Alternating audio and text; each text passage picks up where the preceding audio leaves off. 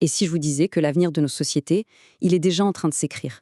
Mais pas ici, à des milliers de kilomètres. On part ensemble au Japon pour voir de plus près un défi démographique absolument unique, la société qu'on appelle super âgée. Alors imaginez ça un instant, un pays où il se vend plus de couches pour adultes que pour bébés. Ça paraît fou, non? Mais qu'est-ce que ça peut bien nous dire sur sa population, son économie et même sa culture? Eh bien, cette question un peu surprenante, c'est justement notre point de départ. Parce que cette situation, ce n'est pas de la science-fiction, c'est la réalité du Japon aujourd'hui. C'est un indicateur vraiment frappant qui nous montre un changement démographique hyper profond et on va décortiquer ça ensemble. Alors, voilà comment on va procéder. D'abord, on va définir ce que c'est, une nation super âgée. Ensuite, on regardera les défis très concrets que ça pose. Après ça, on découvrira les solutions, parfois surprenantes, que le Japon a trouvées. Et pour finir, on se demandera ce que tout ça peut bien nous apprendre pour notre propre avenir. Allez, on plonge dans le vif du sujet. Pour vraiment saisir l'ampleur du phénomène, la première chose à faire, c'est de regarder les chiffres, de comprendre ce qui définit la démographie japonaise aujourd'hui. Le terme important à retenir, c'est celui de société super âgée. Alors, qu'est-ce que ça veut dire? En fait, c'est une définition officielle. On parle de société super âgée quand plus de 21% de la population, soit plus d'une personne sur 5, a plus de 65 ans.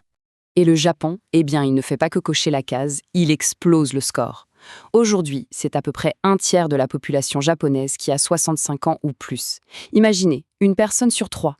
C'est tout simplement le taux le plus élevé au monde. Alors, comment on en est arrivé là? Une des raisons principales, c'est une excellente nouvelle. L'espérance de vie est l'une des plus élevées de la planète.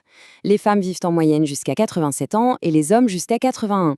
C'est un succès incroyable en matière de santé, bien sûr, mais ça a des conséquences démographiques énormes. Et c'est exactement pour ça que ce sujet est si important pour tout le monde. Le Japon, ce n'est pas juste un cas isolé, non, c'est un véritable laboratoire à ciel ouvert. Les défis qu'il affronte en ce moment, ce sont les défis que beaucoup d'entre nous rencontreront demain. Bon, on a vu les chiffres, mais alors, concrètement, dans la vie de tous les jours, ça ressemble à quoi une société super âgée? Quelles sont les conséquences qu'on peut voir vraiment au quotidien? Et voilà, on revient à notre fameuse histoire de couches. Ce graphique est super parlant. On voit très clairement que les ventes de couches pour adultes sont passées devant celles pour bébés. C'est bien plus qu'une anecdote, c'est un symbole économique vraiment puissant de ce vieillissement. Et si on quitte les grandes villes, le phénomène est encore plus frappant. Dans les campagnes, on parle de villages marginaux. Ce sont des communautés où presque tous les jeunes sont partis travailler en ville. Il ne reste qu'une population très âgée et ça devient un vrai casse-tête pour maintenir les services de base comme les magasins ou les soins médicaux. Une autre conséquence, très visuelle celle-là, c'est ce qu'on appelle les akijiya, les maisons abandonnées. Il y en a des millions à travers tout le pays. Mais attention, ce n'est pas que négatif. Certains y voient une super opportunité. De jeunes entrepreneurs ou même des étrangers s'y installent, profitent des prix très bas et redonnent vie à ces endroits avec de nouveaux projets. Donc, si on met tout ça bout à bout, les villages qui se vident, le marché qui change, tout ça nous amène au plus gros défi économique, la pénurie de main-d'œuvre.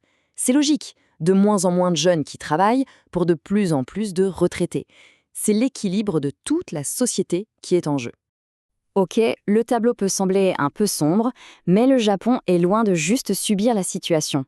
Au contraire, le pays innove, il cherche et il trouve des solutions vraiment uniques, en s'appuyant sur deux piliers, sa culture et sa technologie. Pour comprendre la réponse japonaise, il faut d'abord parler d'un concept culturel super important, l'ikigai. C'est un mot magnifique qui veut dire raison d'être.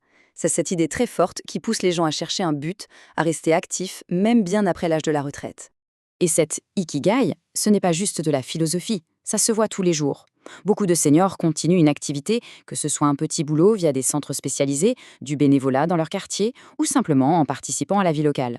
Cette envie de rester utile, de faire partie de la communauté, eh bien, ça contribue directement à leur incroyable longévité et à leur bonne santé. L'autre grand pilier de la solution japonaise, c'est la technologie.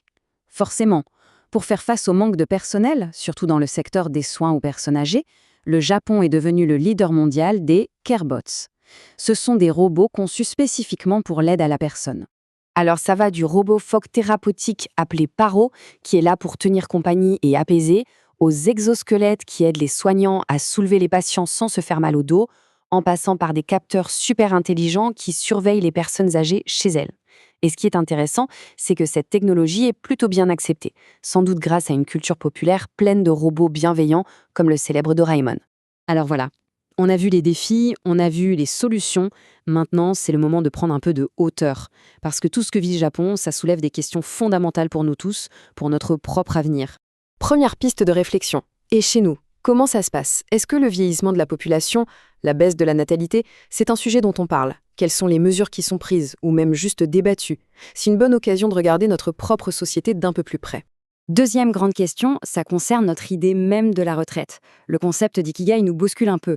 Pour nous, c'est quoi la retraite idéale? Est-ce que c'est le repos bien mérité ou est-ce que c'est une nouvelle façon de rester actif et de contribuer à la société? Et enfin, une dernière question, un peu plus philosophique, mais absolument cruciale. Les robots pour s'occuper de nos aînés. On en pense quoi? Où est la limite? Jusqu'où est-ce qu'on peut accepter que la technologie prenne le relais, sans perdre ce contact humain qui est si essentiel? Pour résumer tout ça, ce qu'il faut vraiment retenir, c'est que la situation du Japon, même si elle est complexe, est une mine d'or d'enseignement. Le pays est en quelque sorte en train de défricher un chemin que beaucoup d'autres nations vont bientôt emprunter. L'avenir, c'est sûr, est plein d'incertitudes. Mais en regardant de près des expériences comme celle du Japon, on peut s'y préparer un peu mieux. Comprendre ce qu'ils vivent, c'est aussi mieux comprendre la direction que nous prenons tous. Finalement, la vraie question, ce n'est peut-être pas de savoir si on va devenir comme le Japon, mais plutôt comment on va choisir de vieillir tous ensemble.